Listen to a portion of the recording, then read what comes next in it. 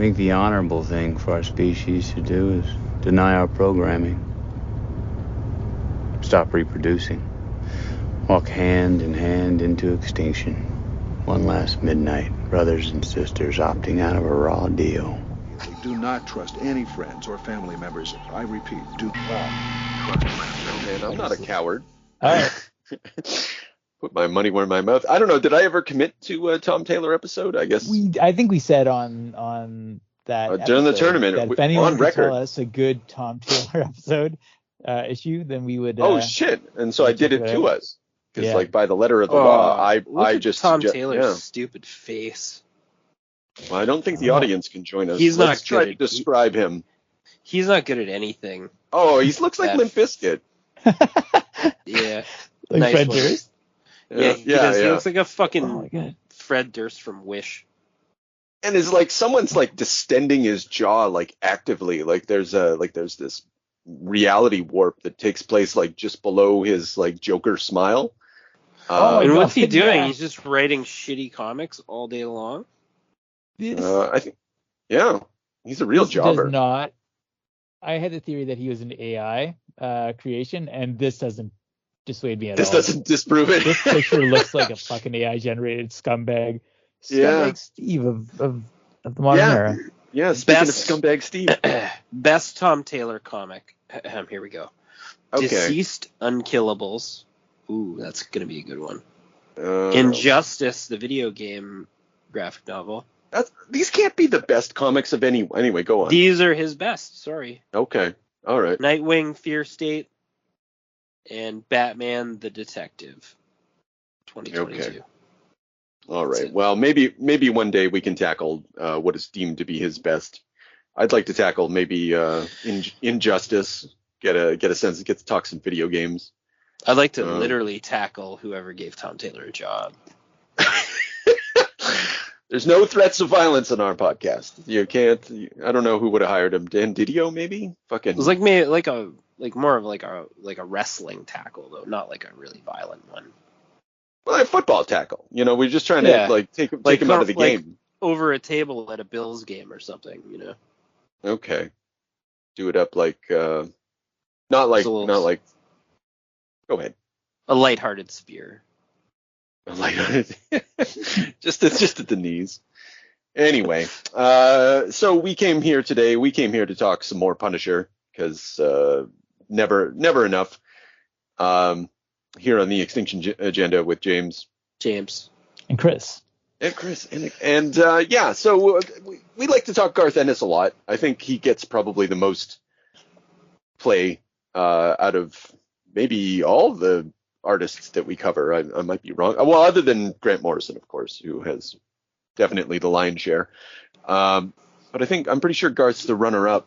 And James, you got a hold of a late period Garth Ennis Punisher, the Punisher Complete Collection #1. Yes, the Max. Yeah.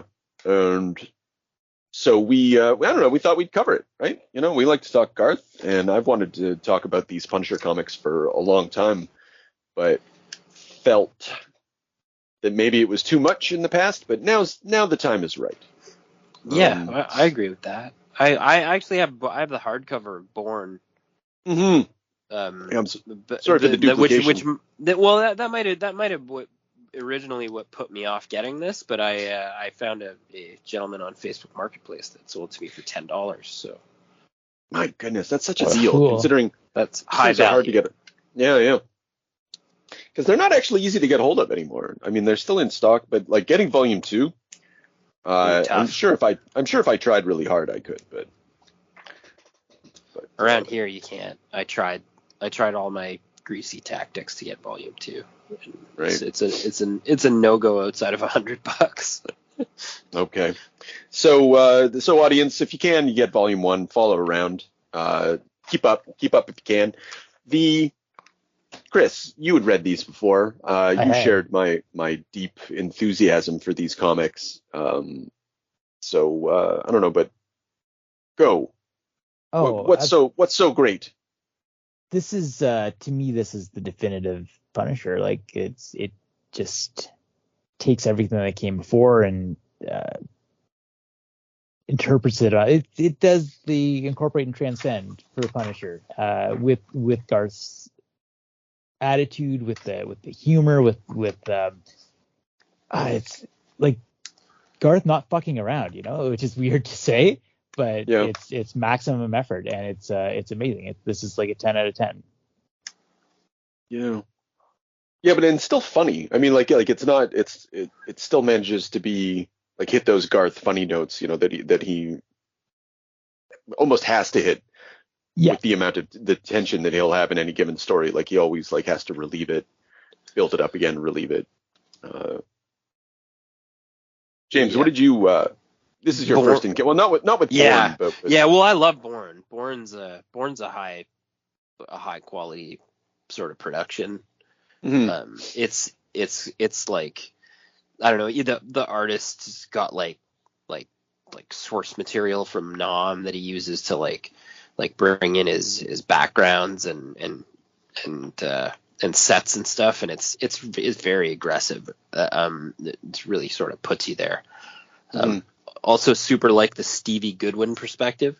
They use like this schlub guy kind of that wants to go home to his kids to sort of like walk around the actions of Frank Castle during the whole story. It's a sort of a funny perspective. It's probably the best way to pull it too. So just so that, for our old audience or whatever, let's have sort of like a timeline of how these are all. So Bourne comes out 2003. That's with Derek Robertson. And then hot off of that, from 2004 into 2005, and I think Garth wrote 60 issues of this series that began in 2004. So issue 1 through 6 is with In the Beginning with Louis LaRosa on art. Dan White's doing the coloring. Kitchen Sink Irish, Leandro Fernandez, and that's also Dean. Basically, the first 12 issues plus Bourne is in this collection, and we're looking at around 2003 to 2005.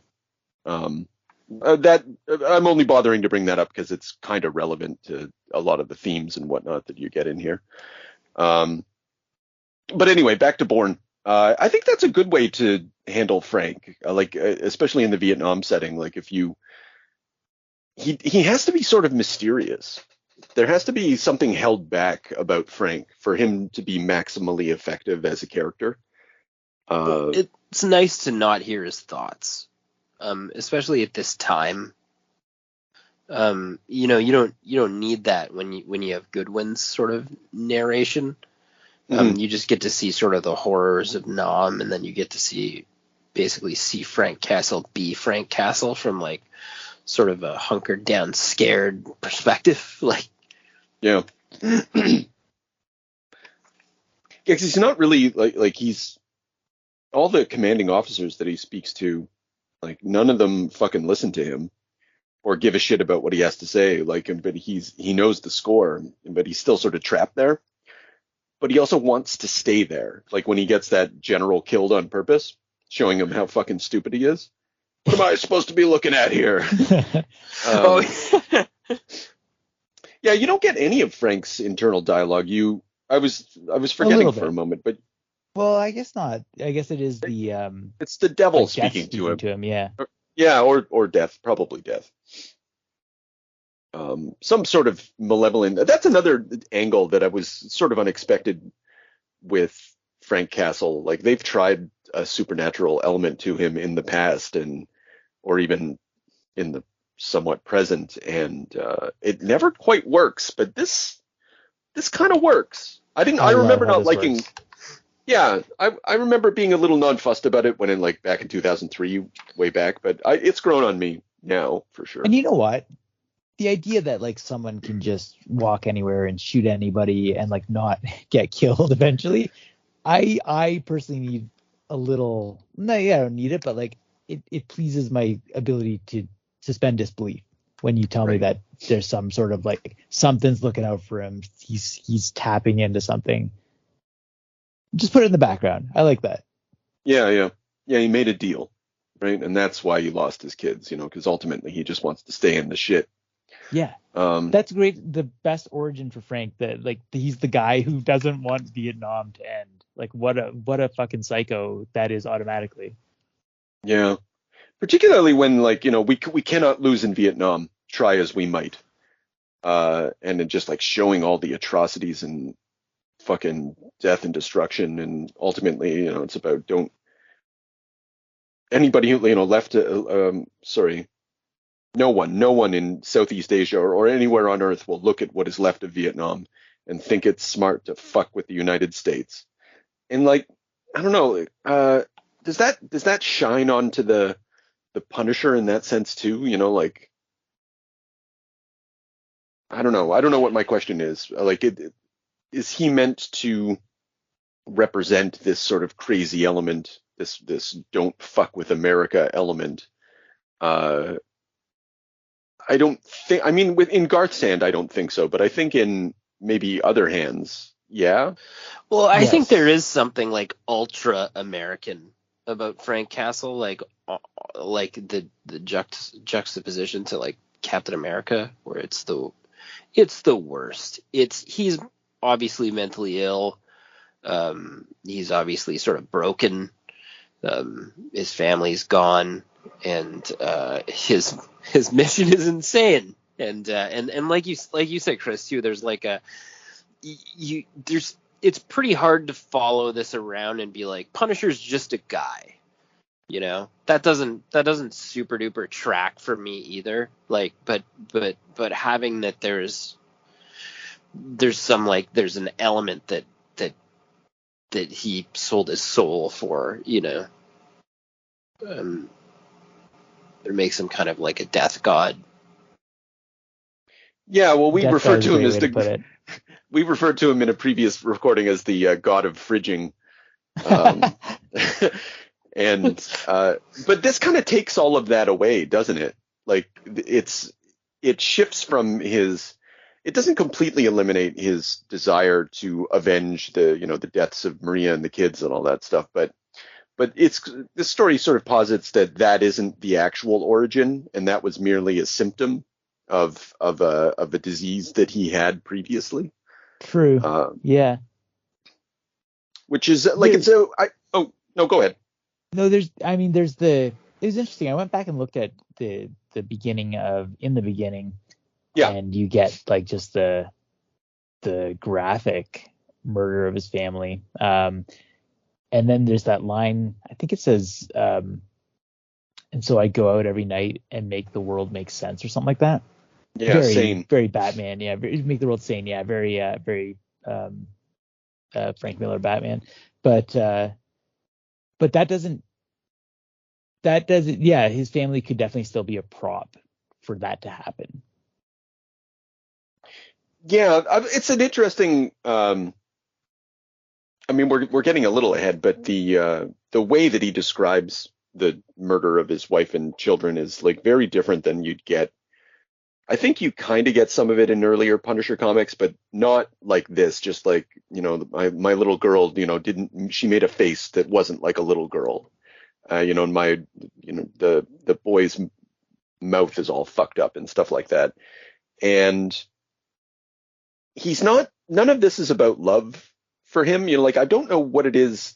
What's the connective tissue in the statement, like, I go out and make the world sane, and now, so I saw all this fucked up shit and my family got all like, the bullet had entered through his open mouth. It's just gore. It's basically nihilism, it's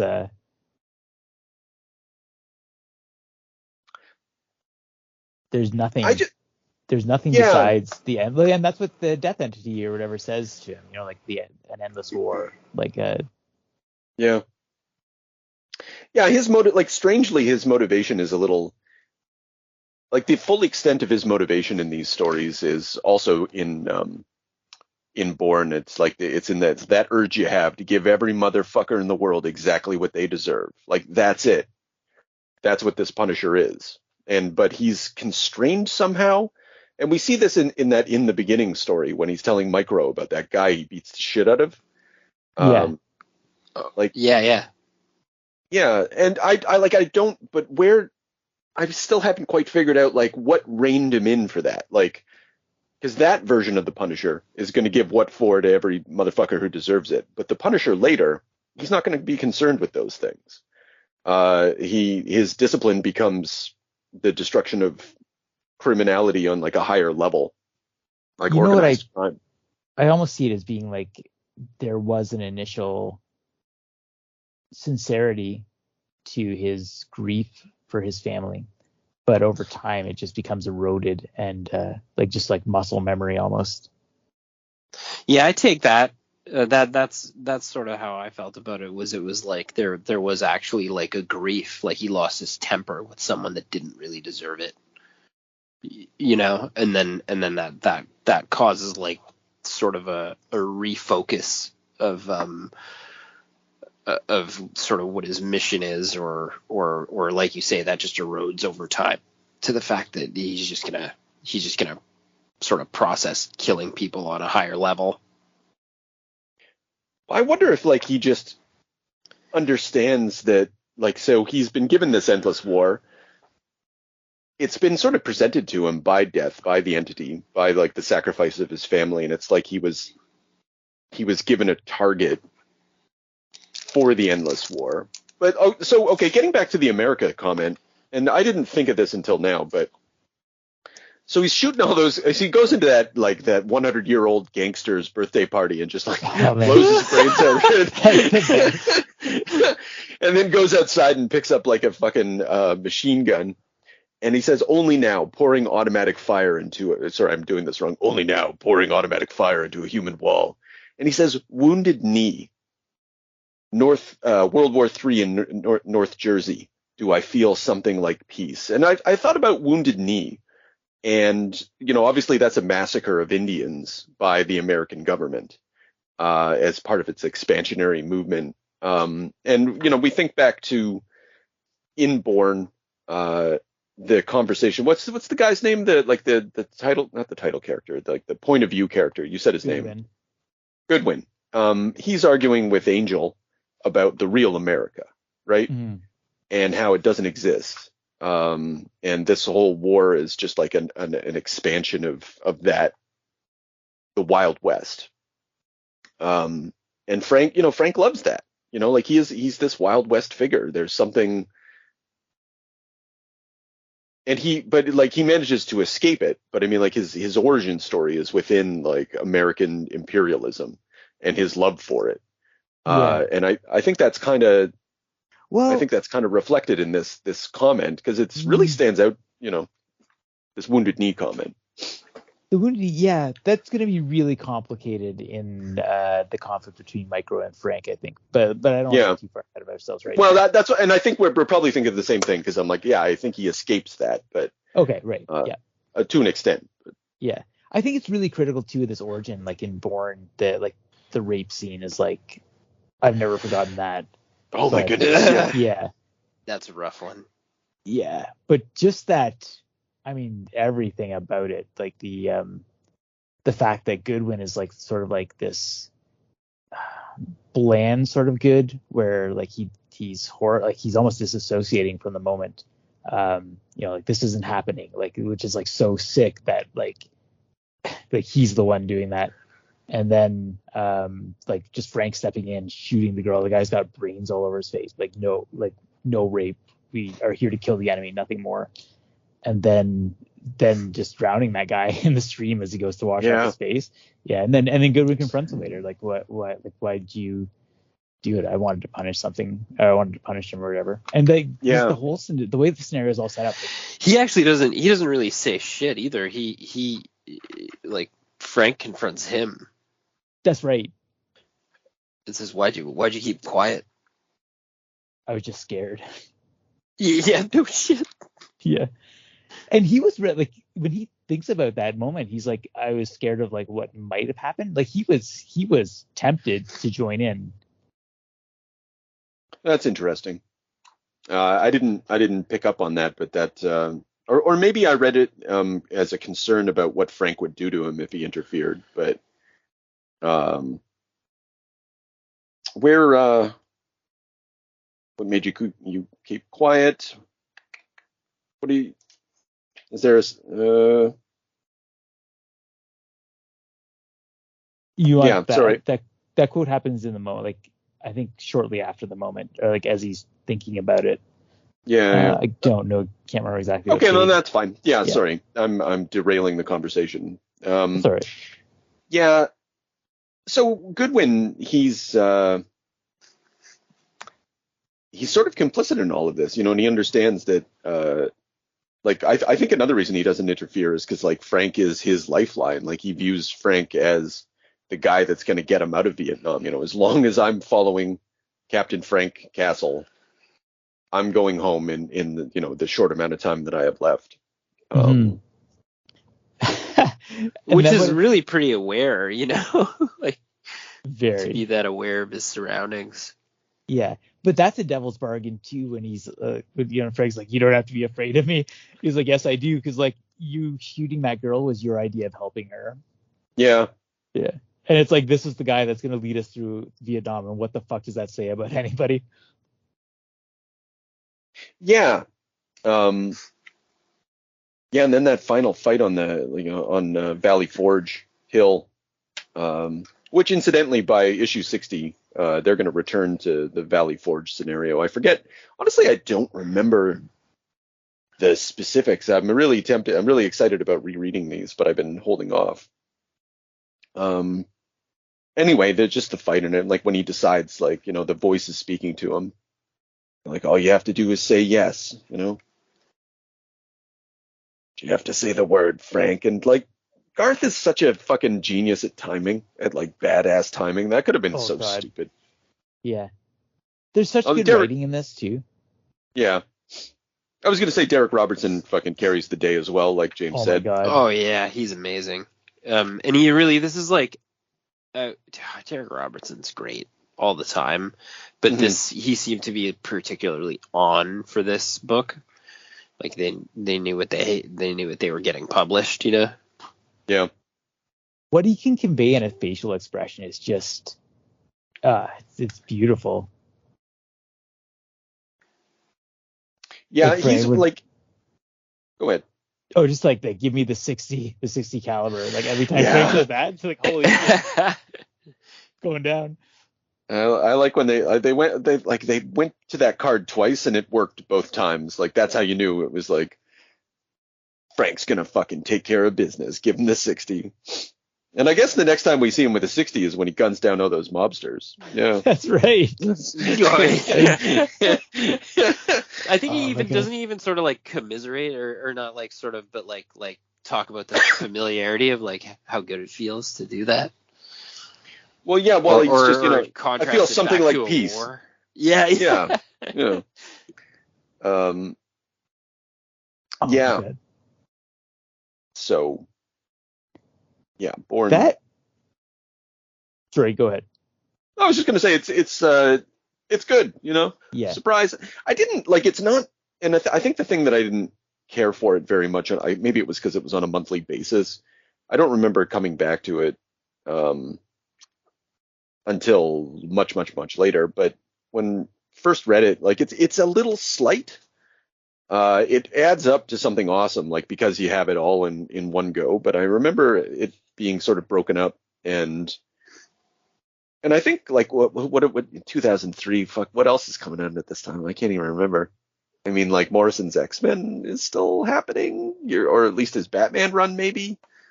I'm just trying to think about what's in the atmosphere at the time, and this sort of like this just felt a little, but obviously in retrospect is pretty rad. Sorry, that probably is. Yeah. What were you going to say? I felt the same way. I like reading these again, coming back to it. I liked it even more than I did the first time. Yeah. This mobster ambush like is so emblematic of everything. But like just the fact that it's 100-year-old just shitty mobster. He's like drooling. Massimo Cesare, I'm here to kill you. And then just the the way that time dilates, like just you get the guy just like now just, and then Frank fires, and like just you're seeing this happen like second by second. Yeah. But the fact that it's like crime is so tired in this book. Crime is just like almost useless. They just run out to be gunned down like in this like ambush with like women and children being like, he's killing everybody. Murdering and it's piece like, of shit. Yeah, murdering piece of shit. You just like, you killed 100-year-old man. Yeah. Well, then I think they make the like, when you deal with the Punisher, you kind of have to position the character of Frank Castle within the world, and you're certain writers. Let's say, actually no, Mike, probably not Mike, but there's a tendency to like put him among the down low criminals, and that's like a much less interesting Punisher. And so this move that he makes of showing all these tired gangsters, like these losers who do just run out to get executed, it shows that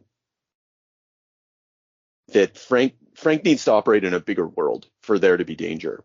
And one of the things what Garth does is to place him in the world of like international terrorism, or if he's going to be fighting criminals, like the criminals have to be like super devious, then they have to borrow the language of being a soldier, that kind of thing. Just to like up the stakes and make a bigger world out of it. He talks about that. Or sorry. No, go ahead.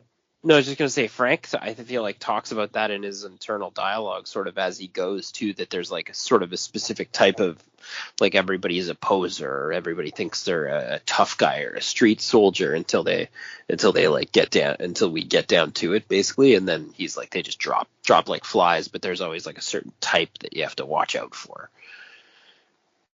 Yeah. So there are dangerous humans out there, but generally speaking, like, yeah, I don't know. Yeah, maybe you're right, and I guess I need to think about it. But like, this does have more of an international flavor, and it is definitely about like the CIA and the government and stuff like that. But there's also within that world of spooks and terrorists, there's still like these, like when he fights Pitsy. Yeah, like that's fucking just fucking you fucking that's fuck. The most epic fight. Yeah, and so like, and they're just shitty fucking gang. But even amongst gangsters, these guys are like the scary ones. Like, what the fuck did you call that guy for? Yeah, but you know what? It reminds me of that, like, it's that sort of cop world mentality of like, it's like the gangsters are almost the ones who are scared sheep, and they want the wolves to protect them. And so they call in these three like fucking psychopaths who are sort of like not on Frank's level, but they're willing to just get rid of all the rules of engagement. Like the fact that Frank, after this ambush, like sets up at the funeral. Yes. I was laughing my ass off. There are fucking children and women running around, but he's, I guess, such a crack shot that he's like not concerned that he's gonna hit any. Yeah, and he just fires a rocket out of his, and that little kid's like, his hair bursts back. Like, wow. And you go on, and you bleed him to death. Yeah, he's definitely effective. I love this version of Frank for that. Like, he's not fucking around. He's not making mistakes. But also doesn't make him invincible. Like, he's also often on the ropes, and he's gonna win, but he has to fucking bite a motherfucker to get out a lot of situations. that Pitsy fight. Yeah, I'm gonna lose this unless I, or like it bites the guy's fingers. He bites a lot of people. So, you don't get a lot of, like, Arnold Schwarzenegger never bit anybody, I don't think. Conan did. Yeah. Yeah, that's right. Oh, Conan bit someone. Okay, all right. Well, that's because he knows how to fight. Yeah. Oh, the vulture. Yeah, but he's not going to bite in a fight. Like, and that's like a different level of. I feel like it proves he would if he had to. Yeah. All right, I'll take that. Still though, like the fact that I don't want to hang too much on it, but there's something like unmasculine about biting. There's something childlike about biting, you know, like sort of animalistic, and like I think it is telling that this version of Frank will mercilessly bite during a fight. He's out to win. Yeah, he's gonna enable himself to win. If there's nothing left for him to do, he'll smash your face into someone else's face. Yes. Oh my God. He's battering ram. Holy fuck. That's a moment. There's a splash page. They left him chained up, fucking small talking to Micro for so long too. It was hard. And then but then you get your release, man. Boom. It's true, yeah. The mobsters dropped the elevator of soldiers. Like they were so capable. Oh, that guy's walking around with his balls in a cup. Oh, no. What's the guy's name? Holy shit. Inky, yeah, with the cross eyes. I'm like, what a genius. Yeah, Garth is so good at like showing you the toys, you know, like just like putting them on display before shit happens. Like that in the bar, Pitsy's about to like smash his pool cue on a girl who like just bumped into him. Imagine what happens when I turn this guy loose. Yo, Pitsy, what? He's all fucking pissed off. And there's like, you know, I got his name. He shoved a pen in some guy's eye and didn't stop pushing. Just simple. I love O'Brien. She's fucking hilarious. I wonder if he has a big dick. She's fucking she was really funny throughout the whole thing. I think after she got shot and he like walked by. Oh, I'm so wet. Yeah, and she's the only one who sort of, I don't know, because of her, you know, one, it's comedy, and Garth loves the comedy, so you know he'll fit it in whenever he can, and good for him. God bless him. But her sort of sexual attraction to the Punisher is the one, like it allows her access to the level of danger that he represents, because like you get the impression that she likes to fuck dangerous men. And like just one encounter with Frank and like she's soaked, you know, she's like, that's the most, don't fuck with that thing in there, you know, like that's, I know, hard man. And it's a weird way of because we already know that Frank's the most dangerous thing, but it's always the way that people talk about Frank throughout this is just as important to our sense of Frank as a dangerous creature as Frank's own actions. Like, because everybody talks about him like he's the boogeyman and it's all cool, but then all of a sudden he shows up and he's the boogeyman. You know, like he lives up to it. It's a really good move. It could go badly, but of course he. What is that fucking room where Micro's interrogating him? It's like the fucking void. Like I don't know what. Oh, that's a really good question. Effect is yeah. Well, it's I took it as like it's almost like it's like a spot where you can go and speak to Frank Castle. You can go and speak to the devil, the boogeyman. You know, it's void of everything. It's black. So when you go in there, it's not, you don't come out, right, or whatever. That's a really I like that, and it definitely contributes. And I want to give at this point the reason I indicated that Dean White does the colors is because I just think he does such a wonderful job. I love the colors in this book. Everything's really coded well. Like even Frank in the interrogation room, like he's blue, like he's dead. He's glowing like a ghost. And Louis LaRosa's fucking like I don't know if his art would work for me in other contexts, but I fucking love it. I think like give me more of this guy. I think I'll look around. Maddie gave a flip through, and I was I don't know. Yeah, I know. I was like, oh, buddy, that one's not too great. Yeah. but she saw this guy's art firstly because that's where I was bookmarked, and okay. I I don't 100% care for it, but she said she thought it was fantastic. Okay. I don't know, it's funny from someone else's perspective to say. That's cool. Yeah. Yep. It's got some rough, like it's rough. I'll admit that. Like there are better artists out there, but somehow he fucking delivers, man. Like I don't think this book doesn't, like, I don't, me and you, James, art will tank a story for us. If like, and it's very easily goes bad. Yeah, like I'm gonna talk about that in the fucking kitchen in a minute. Kitchen Irish, yeah. Kitchen Irish, yeah. And I mean, like, we saw that in Grant Morrison's X-Men run, where like you can fucking sell that to me, sell me up the river, talk me up a hog, give me fucking Grant Morrison's script on paper with no art, and tell me he's the greatest in the world, but I cannot look at that fucking Van Skeever art. I'll never forget it. I'll never forget it. He ruined the fucking book. Like, it's not even professional. It's like a fucking child, and it's just, it'll kill you. And especially that's probably a little bit of the dip that happened with me. Is like I can take on a book a little bit differently than I did when I was 20. But coming off Steve Dillon, it wasn't that I couldn't. It was that I didn't want to. I just, when it was over, I was like, that's good for me, and I'm sad, and I knew Garth was continuing, and I'm really happy to come back to it now, because this is fantastic. But at the time, yeah, the art will break you sometimes, if you got somebody you're really happy with. Yeah. Speaking of like Garth's run, like I didn't realize until reading this and thinking about like the time frames, like how long Garth was writing the Punisher.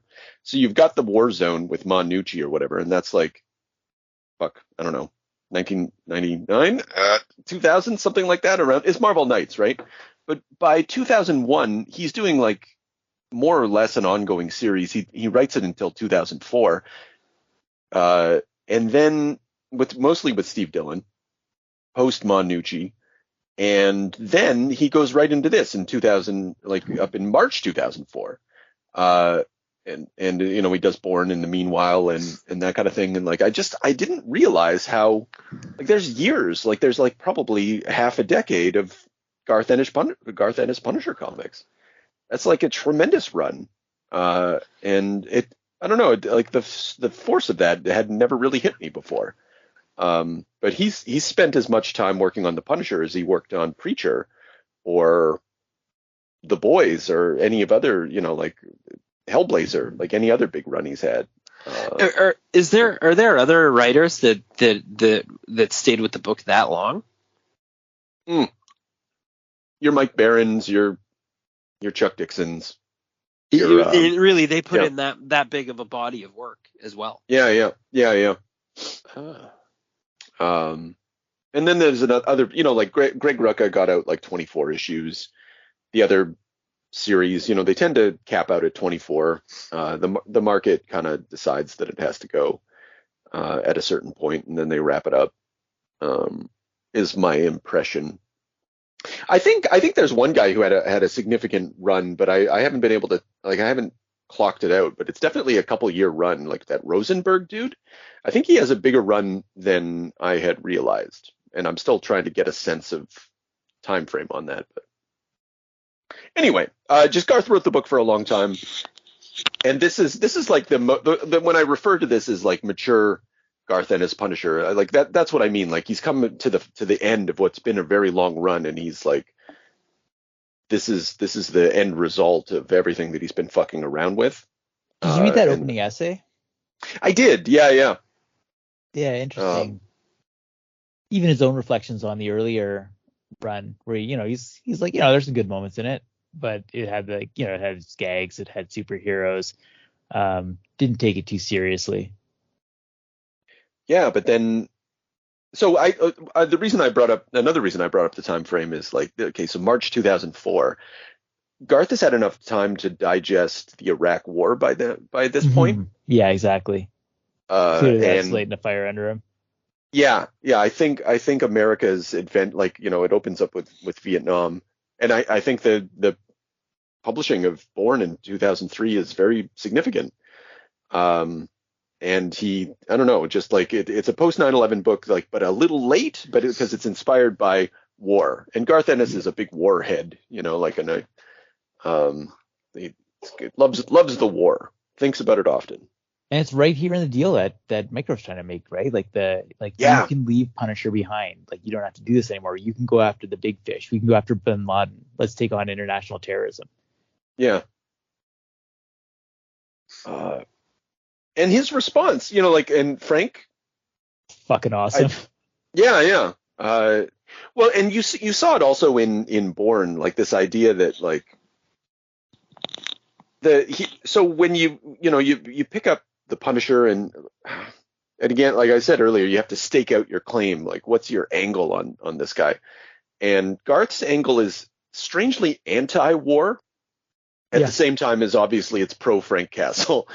And, so like war is described as basically like the sport of corporations. And one of the reasons he turns down the job, he's like, I don't work for Colt.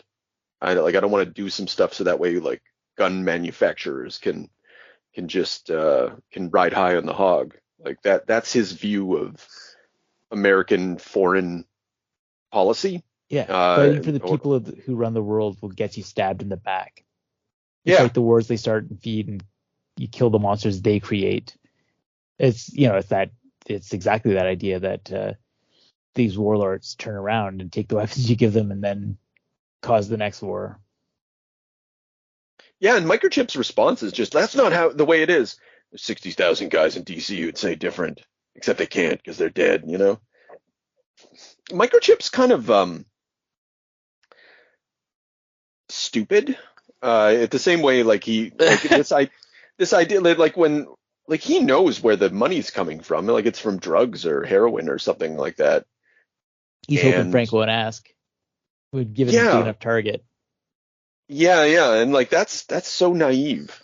But it's helpful for the audience to like get a sense of like he does, like that's why, and I'm sure like it's a conversation that like fucking nerds would have, like, well, how come Frank just doesn't work for the CIA and fucking take care of Bin Laden? And like, this is the answer. He doesn't get involved with that, but he also needs to murder constantly, so he fights crime.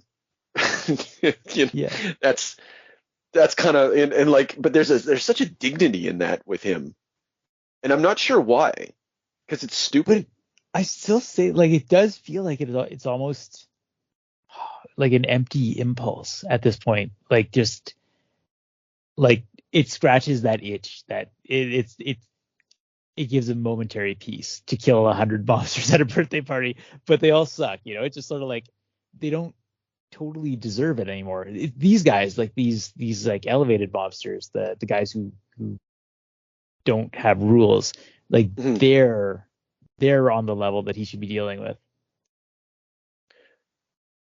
Yeah, or at least he gets stuck dealing with, so that way we can have dramatic tension. Yeah. Oh my god, the fucking violence in this book is like, it's unreal. I'm just looking at the when they walk into the the monsters finally come up to the hotel room. The woman opens the door, and then just half her head's opened up like a canoe. Yeah, it's like a balloon that's like a water balloon that's popped. Jesus Christ. Yeah, they don't fucking mess around. I mean, that's Garth's sauce. I just like, kudos to Marvel for publishing this. Like Axel Alonso he's so sorely missed as an editor at Marvel, because like he like shit like this doesn't happen otherwise. Even under the Max line, like we're gonna do some not creator owned. We're gonna do it like some special projects, and like this doesn't. This is practically out of print. Like it doesn't sell anymore, which is a shame because it's fucking amazing. But you just don't have like a proper editorial vision any longer. But I don't know. It's like the belated or lost influence of Vertigo. Axel Alonso started off. I think he was the Transmet editor until he like left, and then he ended up at Marvel, and he did a bunch of Marvel Knights stuff. And yeah, he just like, I don't know, he brought a sensibility and a I don't know, a bravery. I don't know how brave it is. Maybe I should take that back, but a willingness to go somewhere. Yeah, it's interesting that he's there was a moment, an influence in Yeah. Vertigo. Yeah. Well, that's how you get your Garth, your Grant Morrison X-Men and your Peter Milligan X. You know, like it's just they were like, let's get some Vertigo guys in here Yeah. and do some stuff. That's how you get Garth Ennis fucking around on Punisher, and it just happens to be that he eventually finds his way towards seriousness within like a fuck around job. Yeah. At this fight with Pitsy, speaking of the violence. Oh yeah, I'm just treating myself right now quietly. Jesus Christ, when he like jumps on the fence, like Pitsy's tougher than the Punisher. Oh my god. Yeah. Eventually, Frank just picks his little ass up and throws him out the window. Because he has to. And he's stabbing him in the back the whole time. The jagged shard of glass. Well, like the way he initials, like, so he's getting cut up, and then he's all right, fuck this, and then he like takes the shard of glass in his fucking hand and then breaks it off, and then like, you fuck, you put me down. You fucking mutt, you cocksucker. And then Frank surfboards out of the window. Oh my god, yeah. Fuck it. Anyway, yeah. The best is when Pitsy comes back to life a few pages later. Yeah, with a chunk of fence. You have to be fucking kidding me, and just fucking shotguns his face off. This next step's a reflex action. So's the next one. Gotta be. Yeah, just fucking raw violence. And then the gangster guy just goes and opens up that cop's head. Like, it's just unrelenting. Yeah. And and then the ending when he shoots Microchip in the fucking head, you know, like Punisher. Microchip's a little bitch. He deserved it. Yeah. A question: do you think he would have capped Micro if he wasn't gut shot? Because Micro's pretty gut shot. I don't think he's surviving that anyway. I think he would have killed him. I think that was like he told him to run. You know, he was like he gave Microchip, because Microchip comes to him and he says, "Hey, Frank, I'm part of a criminal organization now that is masquerading as a government agency. Would you like to join our criminal organization?" And Frank's like, "No, fuck you." Yeah, not to mention I shot you with a bunch of rubber bullets and kidnapped you to tell you about my criminal organization. Yeah. Micro signed his fucking death warrant. Like, he's just so fucking dumb. Yeah. And like, you knew everybody in the vicinity of where Frank is being held is going to die. Yeah. That's not a mystery. It's true. But yeah, like Micro's sold is kind of cool at the beginning. Like, honestly, the most coolest version of Microchip ever in this, and probably like the least pitiful, is this version. You know, like when they're giving him shit and he grabs that guy's balls and he's like, "We're just gonna stay nice and cool because I made the Punisher so fucking dangerous, and you know, if he's so dangerous, how dangerous am I?" Yeah, that wasn't bad. That was a gutty writing of the, like, that's the other thing too, is like, how does Frank do it? How does Frank do something that would any other writer that would be a bust? That would be either funny. Ennis? Yeah, sorry, Garth. It would be funny or it would be stupid, but Garth makes that moment like rock. Yeah, so it's impressive. It's the gift. He's got the gift. Yeah, I mean, so often Garth can just make something work that really ought not to work. I mean, he trusts artists to get it right, but like something about his descriptions, like I honestly haven't spent a lot of time with a Garth Ennis script. I have access to a few, and I'm sure the internet's loaded with them, but I'd be curious about like how it's inspired, and like, does he talk to them a lot? Does he draw anything for them? My understanding, he doesn't. Some writers will include like little thumbnails or something like that, but I don't think Garth's that dude. Anyway, he gets good results. Yeah. So the Kitchen Irish. You guys are big on the Kitchen Irish. I'm not so big on it, although Yeah. it was kind of an entertaining yarn. Not my favorite of the Garth Ennis mature Punisher works. I think there's a lot better after this. But there, yeah, I mean, I liked it fine, and I liked some of the beats of it, some of the things that it told me about Frank.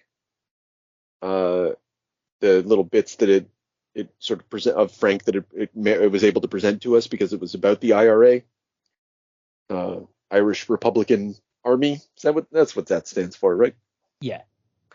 And about the haunting of the past, the violence of the past, and how all that sort of resonates with Frank and his situation. But for the most part, like I'm not sure. Yeah, I didn't love any of the characters. No one really. It didn't. I wasn't super charmed by it, but I really liked it, and I guess I can say that because it's Garth and it's drawn well. I don't know. What do you think of the art, James? I don't know. The art was like touch and go. Like some spots I really liked, and then other spots felt like he was not drawing the same person, or that it was missing. I don't know. It was like either rushed or missing, and then some spots were fantastic. I really like the design on Finn. He was fucking cool. The faceless guy, dude? Yeah. Well, I didn't mean to call him cool because he's Finn Cooley or whatever, but right. yeah. And then after his intro, when we started to get more into like when you came around to like part 2, I don't know, for whatever reason, I just felt like it started to look a little more rushed. Yeah, it might very well. I think that it's funny, like one of your complaints is that faces look different from panel to panel, but that La Rosa is definitely guilty of that as well. But for whatever reason, he drew Clint Eastwood straight up in one panel. Did you guys see that? No, I don't think I saw that. When Frank in the blue room there flipped through a few of those panels, one of them's like spot on Clint Eastwood. Okay, which I thought was funny, but I'll check that out later. That is funny. Yeah, I think I hear what you're saying. It wasn't as visually compelling as the other thing, but I mean it was fine. Coloring was great. Yeah. Like, palette stayed the same. It was nice and clean. It was very Frank. Mm-hmm. It reminded me of like 100 Bullets or whatever, like Riso, and I wonder if they have the same colorist. I never looked that up. I don't know nothing about Dean White. But anyway, okay. So I did find the three guys trying to kill each other for the whatever, the old man's gold. The old man's treasure. estate funds or whatever was like and how they wound the three of them together from like sort of different walks of life, but all being like different sort of Irish like boogeymen kind of, and then winding them together for like a fucking hokey finish. I don't know that I cared for this bamboozle style plot. I don't know. It's kind of like the Goonies or something like that, but like the most adult version you could possibly have of it.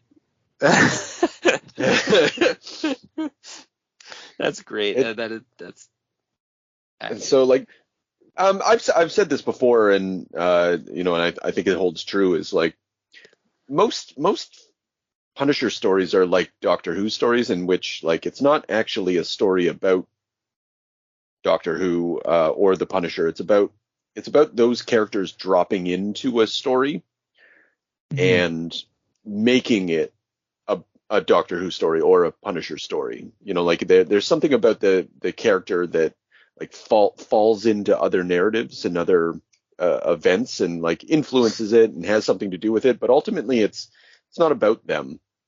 which is sort of a tried and true, Bill Bixby, Incredible Hulk kind of era thing. But I still think it holds true. I think that like a good way to tackle the Punisher is not really make it about the Punisher, because the Punisher is, if not bleak, boring, if spent too much time with, like too monotonous watching him clean his guns all the time. You need something else. Makes sense. You're saying that he's basically the Dreamweaver. Oh yeah, exactly. Yeah, he's the Punisher is like the Sandman. I'll buy that. Yeah, absolutely. I mean, I prefer the Doctor Who analogy, but it certainly works.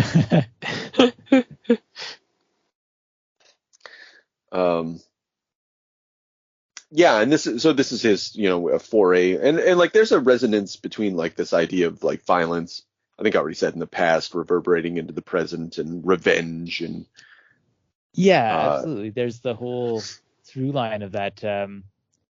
Those two British agents and the older guy, the experienced guy, brought the young guy along because one of these IRA prodigy has killed his father, and it's you're gonna get revenge, but what does that mean to you? Does it feel right? And then that echoes on to the idea of like the endless conflict between Britain and Ireland, and just like when they have that guy in the cellar or whatever, and he's like, oh, like we were a big threat, and he's like, no, like you were our training ground. We kept a lid on you. That's all you were the whole time. Like, oh, what a statement. Like, I mean, there's so much. I feel like part of this, Garth is probably working out something that is really close to his heart, and maybe we don't have the context to appreciate that 100%. Yeah, well, because he's Irish, right? Just to state plainly, for anyone who may not know. And I've seen in his more recent works, I think it's in The Ribbon Queen, and I think it's also in Marjorie. No, it's not in Marjorie. It's in that other horror story he did. Fuck, can't remember the name of it. It was fucking amazing. It doesn't matter. There's a talk about like modern polarization in America, because Garth lives in New York now, and I think maybe at this time it was living in New York, and so a lot of individuals will talk about like, oh, we're gonna have a civil war in America. Civil war is coming to America, and like anyone who's really properly thinking about it is not thinking that. However, you may have a situation like the IRA. You may have like and not just in terms of like stochastic terrorism or whatever, but just like the discourse, the way that politics is conducted. Like he has whether it's true or not. I mean, because I honestly don't know, but I mean that's how he's viewing it, that's not what he's going through here, but he is thinking about the war on terror. Like he is thinking about the sort of new world that we're entering into, and it's an early kind of maybe meditation on that, which I probably is throughout his career. There's got to be this. I forget about Hellblazer. Probably there's a lot of this stuff in Hellblazer in at least one storyline, but I honestly don't remember. Yeah. So anyway, it does sort of like haunt his. I think there's definitely a thread in there of his work. Yeah, that makes sense. And then there's the whole element of who's the old guy? Nesbitt? Yeah, Nesbitt. Oh no, yeah, old Nesbitt's money. Yeah, sorry, I was. Yeah. Yeah, so for anyone who's not or doesn't remember it that well, basically this guy was like an original Irish gangster, Hell's Kitchen, with the Westies. That's a real gang, from what I understand. So he's like the OG, and then he just hates all these modern kids who are coming up with a passion, just terrorizes them, bullies them for all their life. And so on his deathbed, gives each of these factions a piece of a map that's going to lead to his riches. And Basically, it's his own sort of extermination campaign against them of like, just hoping that they'll all kill each other or something. Yeah, I'm not certain why he hates Nesbitt wants to kill all these children. I guess he Because they're soft, because they're new, because they're not his crew. Like, whatever. Who knows why old people hate the young? that was a good rhyme. Wow. What a real moral. I'm leaving now. I'm going out on top. I don't know. Is it like a snake eating? It's not even a snake eating its own tail. It's just like a. Yeah, I'm not sure what to make of that. Like, they're the shower of cunts, and he's just like going to take them down with him. I don't know. I guess it's about the destructive. If it's about revenge, then it's about the sort of destructive nature of revenge, and the stupidity of it. Maybe I don't know. I wonder if it's also like a shadow of like, is Nesbitt a foil for Frank in a way of like just wanting to exterminate all of these gangs for his own different reasons? Interesting. Yeah, I don't know. It's a little unclear to me. Maybe it's explained somewhere in this. I know all these people are awful. Yeah, they're all just like the worst. God, are they? There's McGinty who gets an old man to skin his opponent. Take off having the old man in there chop that guy into pieces too. That was fucking like anxious and bizarre. Like yeah. Like because the guy's whatever you would call that, like a cleaner, right, or whatever. Houdini, the Houdini guys. Yeah, so he disappears the bodies for you after you've killed somebody. It makes the scene spotless. Whatever. That's fucking Tarantino shit, right? Yeah. Yeah. He's the wolf. But yeah, that was a fun like little side plot, added tension, Yeah, when the little kid's there and you feel bad for the kid just like chained to the radiator, and like he's forced to do it, and you're even happy when he gets revenge later. Yeah, you're like pleased that he's actually he gets his shot.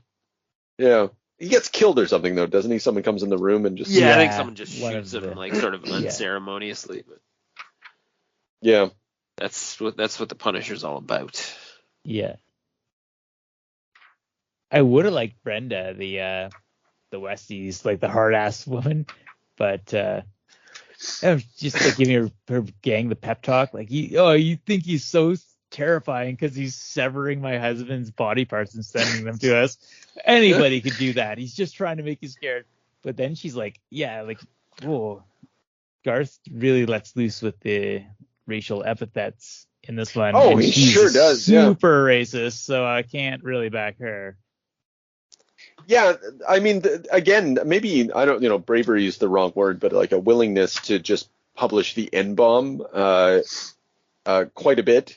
Yeah, and although, but Finn Cooley gets beat up for using the N-bomb. Yeah, and that's kind of hilarious. So is Garth being self-conscious for sure. What's the when she first gets when she first gets the, you think I don't know, she gets the hand in the FedEx box or whatever. You think I don't know the fingers he stuck in me all the times he couldn't get it up? Oh, it's his. Jesus Christ.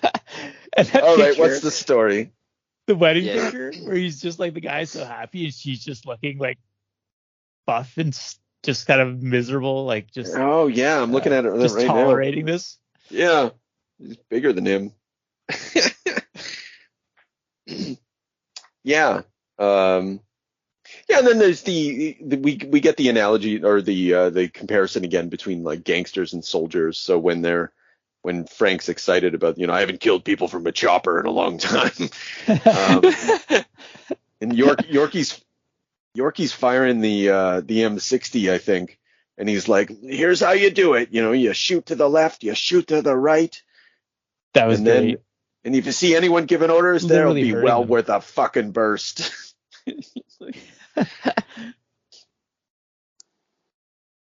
So they're just gunning everybody down. They're just like fish in a barrel. And that's a sick enjoyment of the audience in this, aka us. I just love to see the fucking massacre of all these bodies.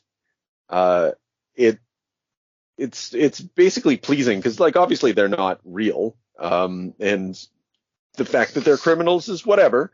It's just there's an enjoyment, sort of like a childish, carnivalesque enjoyment to just seeing all these like bodies explode. Yeah, I can't say I hate it. Yeah. No, yeah, and it's just like I don't know, like all these factions are like the scum of the earth.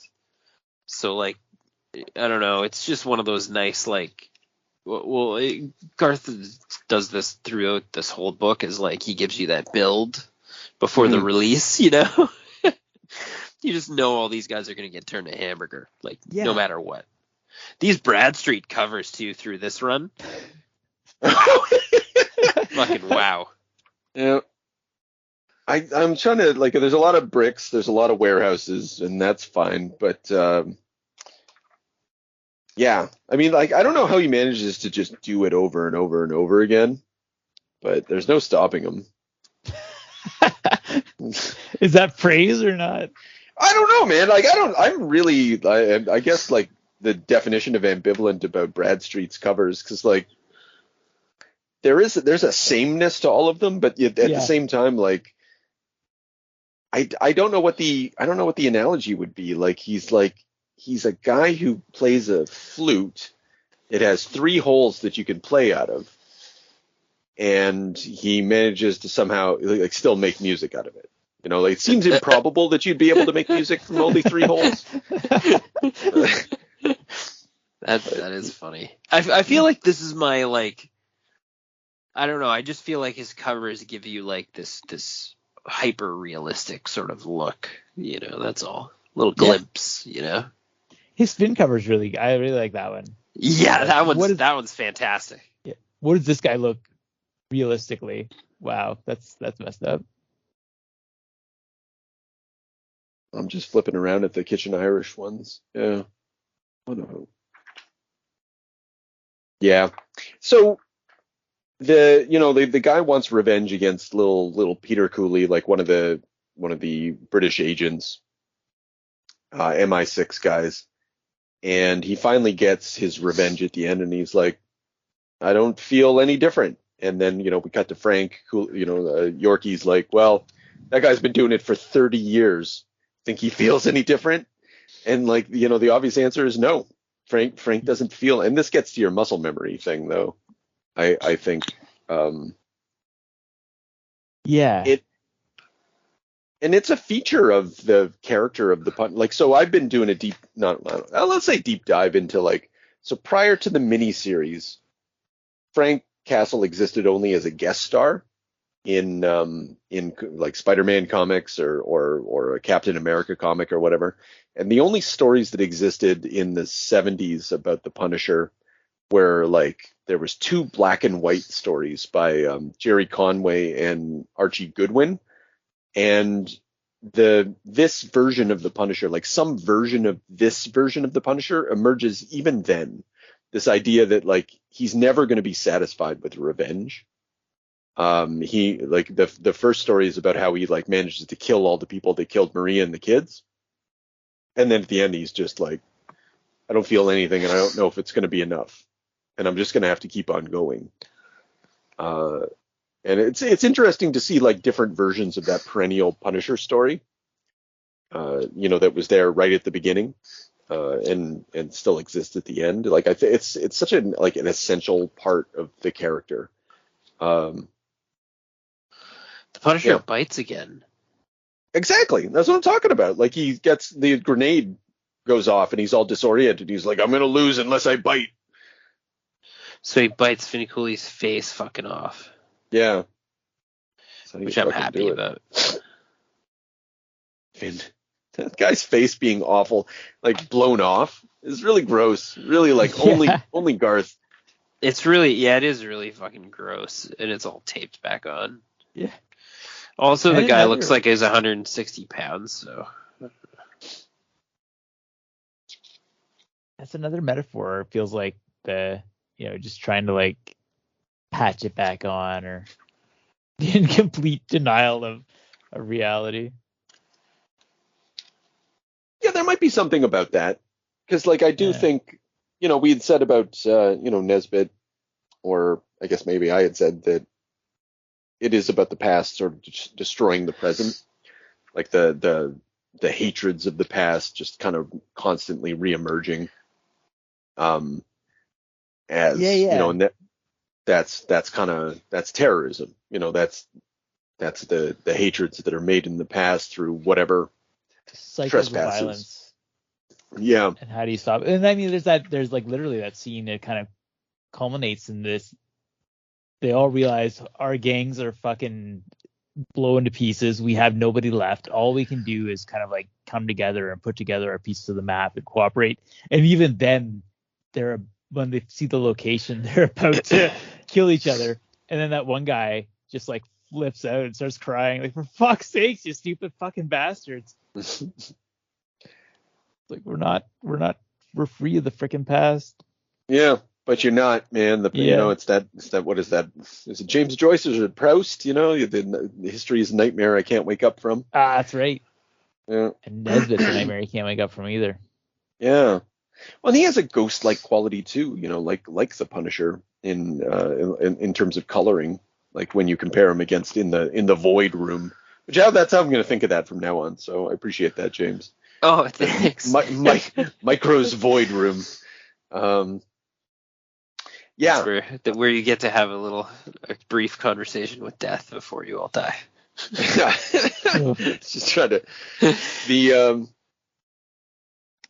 so this story, it's kind of fine. It's fine. It has awesome stuff. It's great. It's just not that. It is Garth evoking a certain scenario in order to see how it bounces off of Frank as a character and see if he can get some juice out of the character of Frank from it. Yeah. And you had already talked about this, but I was just really struck with it that we kept a lid on you. One of the things I think that this story wants, because Garth wants to talk about terrorism, a lot in these stories and about war and that kind of thing. And just this idea of I don't know, we kept a lid on you, the state apparatus, the role of the state is just to repress and oppress. And if there's violence that emerges, then it exercises its monopoly of violence in order to beat down violent actors, to bring order. But that's an ongoing and always unstable process. It'll never fully eliminate violence. I mean, I hope not, anyway, unless we live in a utopia. But it's just it's something about in the Punisher universe, and probably in our universe, one of the purposes of government is to just put down insurrection. And most places don't have an insurrectionary force, but many do. And it just wants to highlight that and bring that into the Punisher universe. This is a universe in which not only are governments criminals, they are criminals who work for corporations, but also maintain order through violent repression. And often that results in insurrectionary violence. Interesting that Frank's able to work with this MI6 guy then. Well, he owes him a favor, right? And that gets to we're going to see, you know this, Chris. There's going to be this story about the Mother Russia story where Frank goes on a mission for a little girl. Love that one. And and it's amazing. But it also it gets to my what tells us that Frank is a good guy? Totally. 1, he kills criminals. 2, he's got a sense of honor. And 3, he'll protect children. And other than that, those are the things, if they need to be there for us to be on board fully with Frank as anything resembling a hero. Otherwise, he's just like a fucking violent monster. So, Yeah, those are his rules of engagement, I guess. Like, despite what we're being shown about a guy who like will circumvent any rule and bite whatever, it's like yeah. he's got his limits. Yeah, he's gonna like he's not inky. Yeah. Desolate a fucking funeral, like a funeral. Yeah. And it was a scumbag funeral. Well, that's exactly it. You're just like, well, fuck him. You just like easily it's passed sniper over. tactic. It's the old like classic sniper tactic of we put a body out there, wait for people to come for it. Oh wow. Yeah. It's like I know where to find a body. Oh, God. Anyway, Garth Ennis's Punisher. Terrible. Just awful. Don't recommend it. Now, all we need is a little energon and a lot of luck.